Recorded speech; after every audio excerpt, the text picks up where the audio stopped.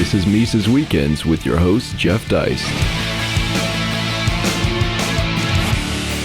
Ladies and gentlemen, welcome back once again to Mises Weekends. I'm your host, Jeff Deist. Very pleased to be joined with a returning guest, Michael Boldin from the 10th Amendment Center. You can follow him on Twitter at 10th Amendment, and his website, or his organization's website, is 10thamendmentcenter.com, and we are talking about Secession and CalExit, two things that have been in the news of late. So, Michael, with that said, how are you?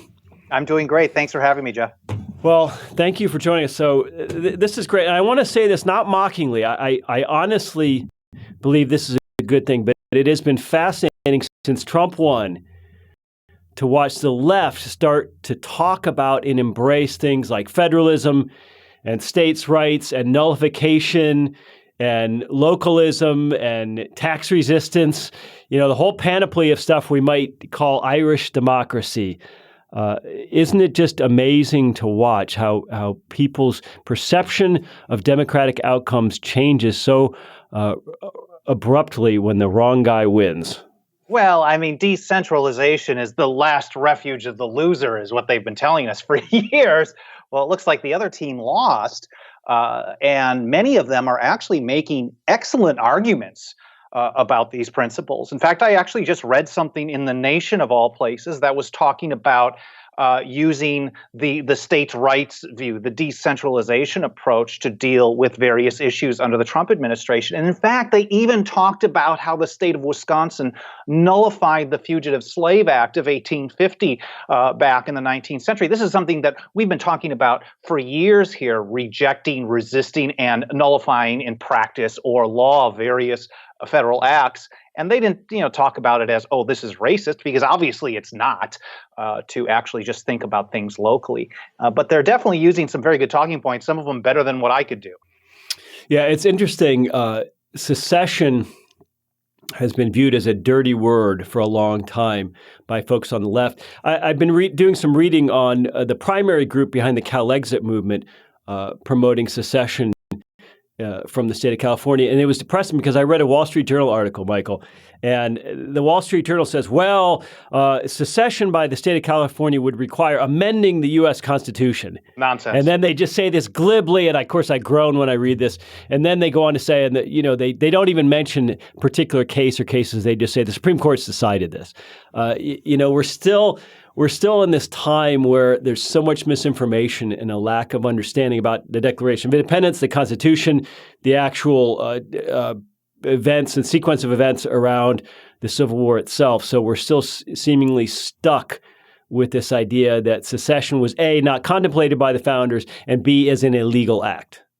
Well, I think it's interesting because my understanding of the ballot measure that they're collecting signatures for right now is that the ballot measure itself is simply a question, and it also references the idea of, well, going forward, we're going to have to amend the Constitution. So I guess here in California, even when they try to approach something that has solid philosophical underpinnings, they get the message actually wrong. But even if you were to cite the Supreme Court case Texas v. White that was back in 1869 that people used to claim that states can't do this, or they need an amendment, or they got to fight a war basically to be able to leave, we actually just published an article, republished from the Library of Law and Liberty website by a guy named James Rogers, who actually argues that Texas versus White doesn't require such a thing at all either. So even in the mainstream political thought, I would say that the view that there has to be an amendment for people to decide to have their own country is absurd. Well, it's also a non-starter politically. I mean, imagine this initiative getting through the initiative process in California, getting through the state legislature in California, and then having to go to supermajorities in the U.S. Congress and then ratification by the states. So I looked a little bit at the Yes California Independence website. It's interesting. First of all, there's this idea that the Secretary of State in California cleared them for signature gathering. I'm not sure what cleared means legally in this sense. It sounds sort of ominous that the Secretary of State has to clear what you're doing. But I noticed a couple of things. I mean, first of all, and I'm sure you know this, and some of our listeners know this movement began before Trump. To be fair, it really began in earnest after the 2014 Scottish referendum. And they do, to their credit, point out prominently on their website that they're talking about a nonviolent, agreeable, amicable separation. The one thing that I might add, though, is from what I've seen, apart from a few prominent potential private equity or Silicon Valley backers, that it seems like a very unserious organization. It's just a motley assemblage of 2 or 3 people, one of whom lives in Moscow, which has created all kinds of. And so it doesn't seem to be an organization or a movement that has any real California heavyweights behind it. I'm not seeing a lot of finance. But I have been seeing, and living in Los Angeles for a long time, a poll that says a third of Californians are open to the idea of seceding. So I think that's pretty significant, especially at this stage of the game, so early after the inauguration and without any major financial backing, that people are actually open to the idea. Now, this type of thing has been going on for a long time. If you have been following this, the Vermont secession movement was pretty strong under the Bush administration. They haven't changed. It's not like the folks, they're greenies, they're environmentalists in Vermont. They believe that they should have their own country, and it's been the same whether it's Bush or Obama in office. And I don't think this is something that should be relegated to left or right. It's, hey, we have to acknowledge, and I think this is something that I heard you talking about. Maybe it was when you were talking with Tom Woods on his show recently. We don't have to necessarily all agree on the same thing, but if we acknowledge that people have different viewpoints on how to organize societies, you have to allow people to do that in their own area. This one-size-fits-all solution is obviously creating a lot of problems. And both sides are losers. Now progressives are feeling the brunt of what they see as a one-size-fits-all Trumpism being shoved down their throats. I want to talk a little bit about just on a very hypothetical level, what an independent California would look like. As far as making it happen, when you mentioned maybe a third of Californians might have some sympathies towards this, I think the saga of Quebec being a potentially breakaway republic or province from the Canadian federal government tells us a lot, because I think support was much higher than a third in Quebec, and they never quite managed to get it done. And in part, that was because they were a bit of a basket case economically. California, there's some contrast here. I mean, we're talking about a GDP, I'm reading in the Wall Street Journal, of about $2.5 trillion annually, which would place them about number 6th in the largest world economies. They have, there's 40 million Californians. I'm no longer a Californian, but was, and that would place it much larger than some of the countries within the EU. Obviously, it has a huge Pacific Ocean, giving it access to Pacific Rim markets. It has multiple ports. It has agricultural land, which really requires a lot of water. That's a different story. Apart from the Colorado River, it does have snowpack in the Sierras to provide fresh water. It does have desalination plants beginning to come online. It certainly has industry in the form of Valley and Hollywood and tourism and backpacking and natural beauty. So crazy to think that California on its own. There's something I think that kind of covers it. It's all the natural resources, the entertainment, great property. It's extremely expensive. I've talked to a lot of conservatives who basically take the position, okay, California, screw them, let's get rid of them. The rest of the country will be better. To base it on than a gut instinct. But I think without relying on the entire union of states, California might be forced to kind of play around with some things that advance freedom, because if they're on their own and they keep going in the direction that they have been going, things are going to get really bad. And then at that point, they're really going to have to, I think in the long run, it could create really good outcomes. Would it be a California Switzerland? I doubt it, but I think there's a chance. Right now, there's no chance of that. Well, there's certainly some flies in the ointment. I mean, one of the big ones is their public pension issues, both at the local and city level, at the county level, and especially at the state level. So I think that when you talk about conservatives saying, let California go, part of what they mean is that they would take their public pension liabilities with them.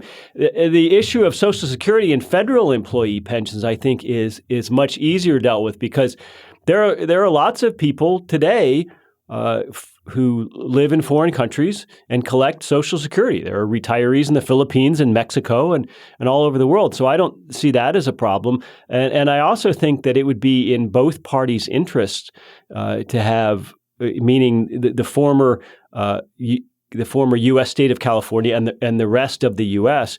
Have open trade and diplomacy and travel in between them. California certainly would benefit from tourism, if nothing else. So I don't necessarily see it as so far-fetched. Now, here's a fly in the ointment, and I want to pose this to you because you probably get this kind of question a lot, which is, well, that's great if the majority of Californians dislike Trump, which I think is probably true. But what about that really embedded, let's say, third of the state that lives inland, not in the hoity-toity coastal areas, the Central Valley, Bakersfield, the more conservative rural and ranching and farming parts of the state?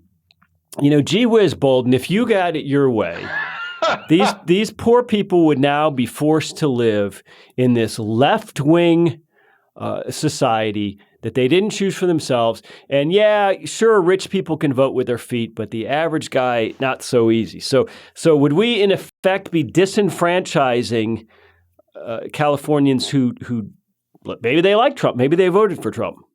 Well, I mean, I don't think it's going to be any worse. They still live in California today, and they're under the regime of so many policies that they probably oppose. And I don't think there's too many federal policies that any of us who believe in liberty really should be in support of.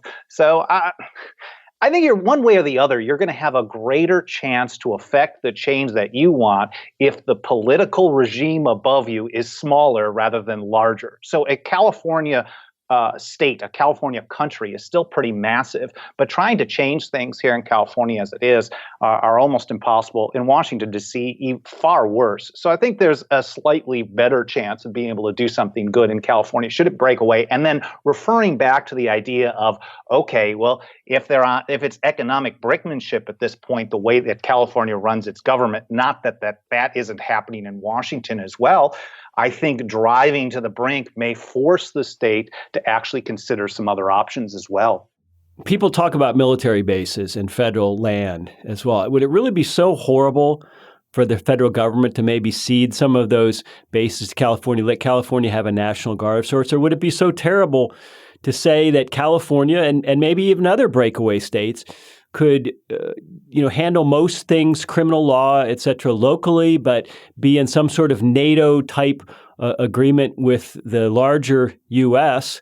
to continue to provide some sort of regional military defense? Are we talking in a practical matter or philosophically? Because I think we're talking both. I mean, this is an aspirational show here on Mises Weekends, okay? So we're trying to create a better world, and I'm all for California secession. I think it would be a really fantastic idea to take a political subdivision of 40 million people, apart from the 320 million. So you'd basically cut it down by about 90%, and see what results. In other words, I'm not a libertarian who wants to impose libertarian ideas on people who aren't interested. Right. Let the state of California have its own version of single payer. Let them have their own version of gun control. Well, if you don't allow people to make those choices and learn from their mistakes, eventually they're going to try to take over the national apparatus and force everyone to do it. And so that's the idea of decentralization. Now, as far as military, I think the short version is everyone on Earth has way too much so-called protection from the U.S. military already.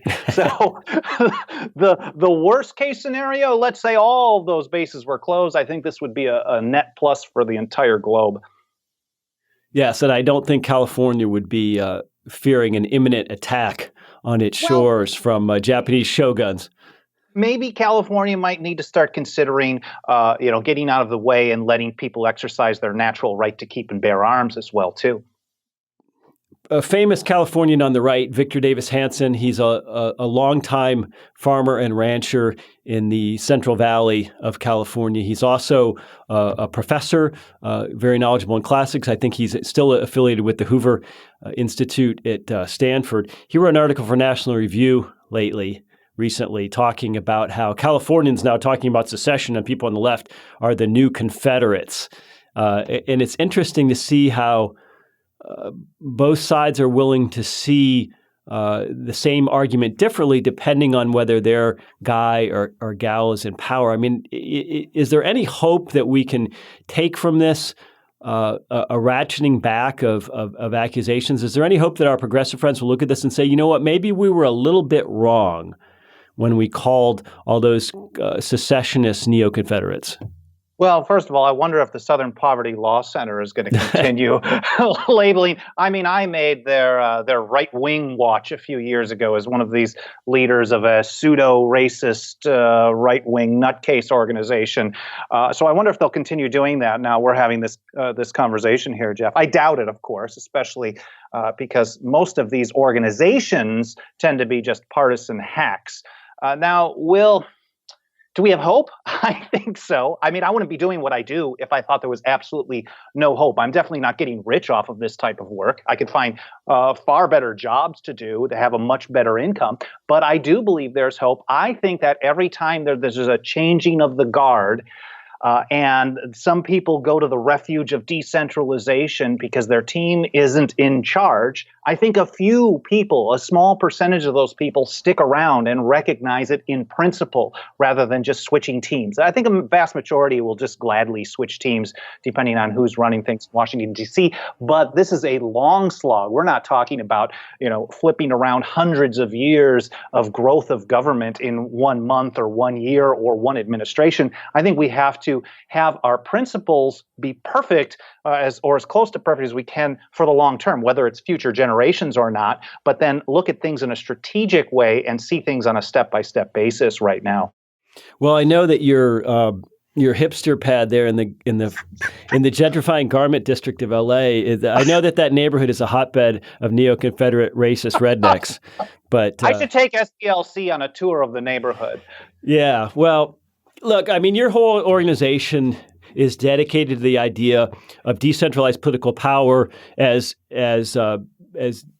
originally envisioned under the 9th and 10th Amendments of the Constitution.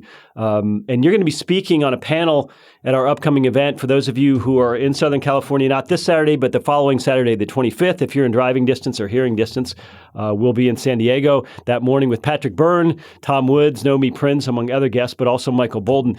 And Michael, your panel is going to talk presumably about local action and the virtue of local political activism or other kinds of activism as opposed to trying to influence faraway Washington. And now that we have the left interested in death by 1,000 cuts from far away, give us a little preview of how you see this burgeoning localism movement. That we even see it in food and non-political things.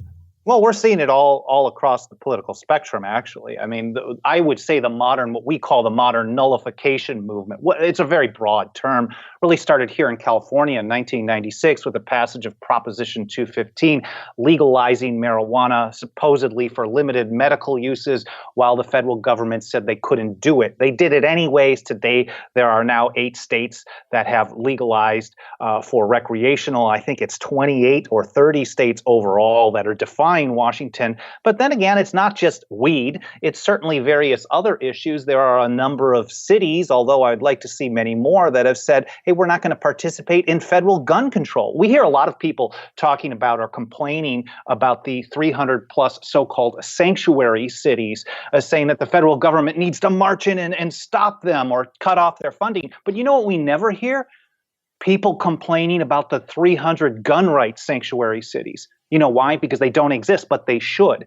I think this principle has proven to be very effective because people wouldn't be complaining about it if it wasn't getting some kind of job done that the opponents don't want to see.